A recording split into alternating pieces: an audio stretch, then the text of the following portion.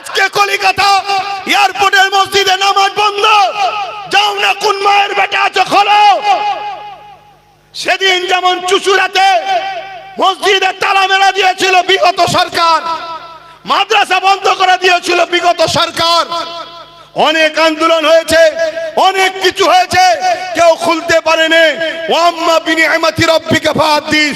আল্লাহ শুকরিয়া আদায় করে বলছি, আন্দোলন করতে গেছি একদিন তালা খুলে নামাজ আসর ও মাগরিবের পরে তারপরে ঘরে এসেছিলাম। এই বাপের বেটা ইনশাআল্লাহ বলে যাচ্ছি।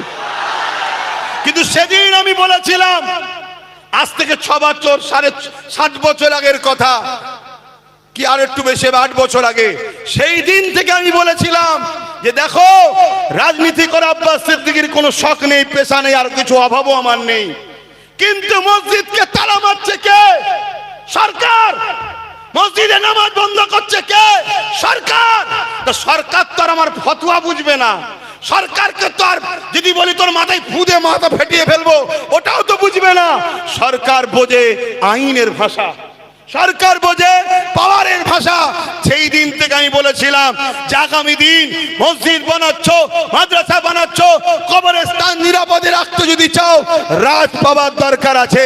কিন্তু আমার কথা তো গুরুত্ব দিলে না। আজকে 91% মুসলমান ভোট দিলে, যে বলেছিল কোরআন মিটে যাবে তাকে ভোট দিলে, সে 86টা পেল, 86টা 86 হাল হয়ে গেল। তা না হয়ে আজকে যদি 8টা 10টাও আমার দিকে থাকতো, তাহলে কলকাতার মসজিদ নিয়ে লড়াই হতো না? হতো না? তারপরেও লড়াইয়ের চিন্তা ভাবনা নিয়ে প্রস্তুত নিচ্ছি, চলছে কাজ। কিন্তু দুঃখ লাগছে কি, মসজিদের সভাপতি বলছে আন্দোলন করতে হবে না, রাস্তায় নামতে হবে না। তাহলে বলুন গাদ্দার কোথায়? বলুন। আর এই কথা যখনই বলবো, গাদ্দারের চালেরা তখন আমার পিছনে মিডিয়াতে শুরু হয়ে যাবে। কথা বুঝে আসছে না? নাই লাও। ওই জন্যই বলছি বাপ, মুসলমানকে চিনতে বড় মুশকিল হচ্ছে। তাই প্রত্যেক জায়গায় বলছি, তুমি যদি আমার হও, আমি তোমার জন্য হব। তা তুমি কি আমার?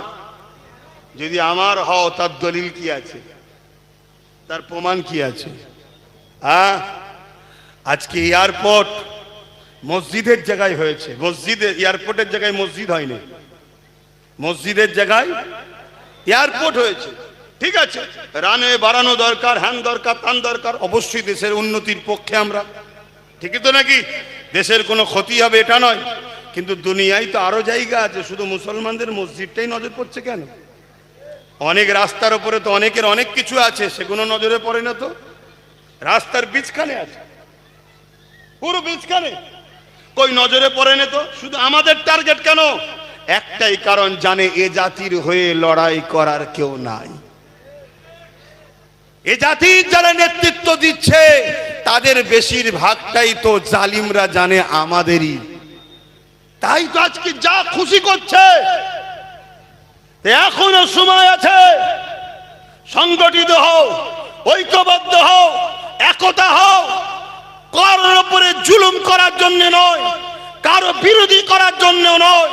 একতা হব অন্যায়ের বিরুদ্ধে লড়াইয়ের জন্য, সত্যেরকে বাঁচাবার জন্য, ন্যায়ের পক্ষে থাকার জন্য, মিথ্যাকে মিটাবার জন্য। ঐক্য হও। আমাদের লড়াই কোনো ধর্মের বিরুদ্ধে নয়, আমাদের লড়াই হলো সন্ত্রাসের বিরুদ্ধে। আমাদের লড়াই কোনো জাতির বিরুদ্ধে নয়, আমাদের লড়াই হলো ফ্যাসিস্ট, অত্যাচারী, জালিম, স্বৈরাচারী, এজিদের মতো শাসকদের বিরুদ্ধে আমাদের লড়াই। যে লড়াই ইমাম হোসেন পাক করে দেখিয়েছে, ও লড়াই আগামী দিন আবার হবে, বিশাল লড়াই হবে। ওই লড়াইয়ে তোমরা লড়তে রাজি আছো? রাজি আছো? যদি রাজি থাকো, ঐক্যবদ্ধ হও, একতা হও। দেখো কার পিছনে দাঁড়াতে হবে সেটা ভাবো। কেন নতুন করে তোমাদেরকে আবার বিভিন্ন দিকে, ওই বললাম না কড়াই ছিলাম, চুলোই পড়ে গেছি। চুলো থেকে উঠা যাবে না? যাবে না? জোরে বলুন। হ্যাঁ, ইনশাল্লাহ আল্লাহ উঠাবে। বলুন, কে উঠাবে? হ্যাঁ, ঈমান আছে তো নাকি? কোনো চিন্তা করবেন না, ভয় আল্লাহ ছাড়া কাউকে খাবেন না। শুনছেন তো নাকি?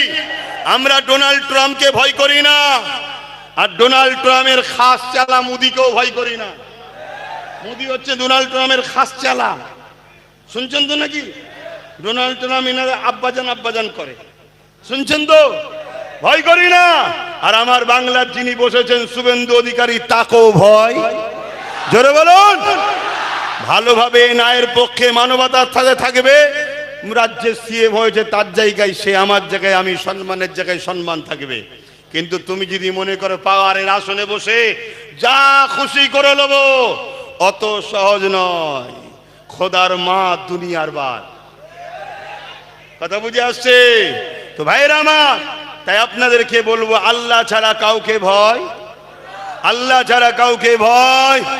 জবান খুলে খুলে বলুন, আল্লাহ ছাড়া কাউকে, আল্লাহ ছাড়া অন্য কাউকে ভয়। আর নবী ছাড়া আমাদের কেউ নেতা মানি না। কথা বুঝে আসছে?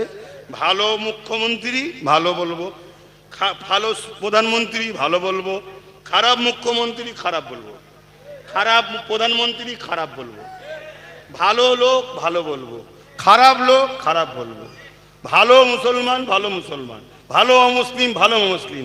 যদি মুসলমান খারাপ হয় তাকে খারাপ মুসলমান বলবো, ঠিক তো নাকি? হ্যাঁ, এই হক কথা বলতে হবে। জালিম শাসকের সামনে হক কথা বলা সব থেকে বড় জিহাদ। কথা বুঝে আসছে? হক কথা বলো, কিন্তু বলার আগে কিছু কাজ আছে তো নাকি? সেই কাজগুলো করো।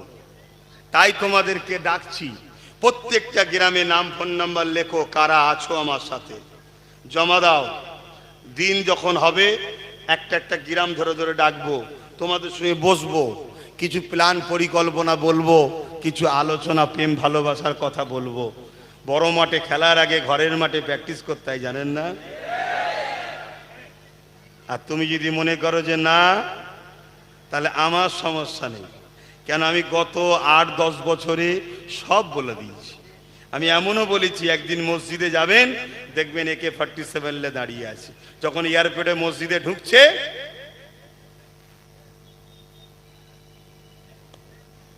এত যখন তেল বলো না যে যাবো, যাও দান করতে দেবে, ব্যাস। শুনছেন তো নাকি? কিন্তু এইটা যার হাতে আছে তাকে কন্ট্রোল করতে গেলে কি লাগে? হুজুরের ফু লাগে? বলবেন তো জুম্মার দিনে ইমামের খুতবা লাগে? মুরগি জবাই করতে লাগে? কি লাগে? তা আব্বাস সিদ্দিকী ওইটাই বুঝিয়েছিল, কিন্তু বুঝলে না তো। ওইটাই বুঝিয়েছিল যে আসো আসো ঐক্যবদ্ধ হও। তা না করে কোরআনের দুশ্মনকে দিল 91% মুসলমান ভোট। কে কোরআনের দুশ্মন? যে বলেছিল কোরআন শেষ হয়ে যাবে আমার উন্নতি। শুনছেন তো? আর আল্লাহ খোদা তাকে এমন শেষ করেছে, তার আপনজনরাই তাকে ছেড়ে পালিয়েছে। ঠিক তো নাকি? কিন্তু আপনাদেরকে আর একটা কথা বলে যায়, যারা তাকে ছেড়ে চলে গেছে তারাও কত বড় গাদ্দার, চিন্তা করুন। হ্যাঁ, যে এতদিন ছিলি যার সাথে, বিপদের দিনে তাকে ছেড়ে দিলি, ঔষধ আসতে থাকতে পারতিস কি? আমি তার লোক নয়, তারপরেও বলছি তাকে ছেড়ে দিলি। আর একটা কথা বলি, তোমাকে আমাকে কতটা ঘৃণা করে এরা দেখো। ওই যে বেরিয়ে চলে গেল যে পার্টটা, সেই পার্টের মাথা তো মেন নেতৃত্ব দিচ্ছে কে দেখো? মুসলমান তো নাকি? মুসলমান নেতৃত্ব দিচ্ছে তো, আওয়াজ দেবে তো সেই ওরা। কথা বুঝছেন না? বোঝেননি? আমি ওরা বলতো মুসলিমের কথা বলছি নি, কথা মাথায় ঢুকছে? সেই দেখো কেন 91% মুসলমানের ভোটে তো জিতেছিস, তাহলে কমসে কম তোদের মধ্যে যারা হবে মাঠে একজন কেউ বসুক না। না, মুসলমানকে দেওয়া যাবে না। তাই আমি যে কথা বলতে চাইছি, আমরা চুলোতে পড়ে গেছি, চুলো থেকে উঠতে হবে তো নাকি? চেষ্টা করতে হবে তো নাকি? চেষ্টা করা আমাদের কাজ, বিজয় কার?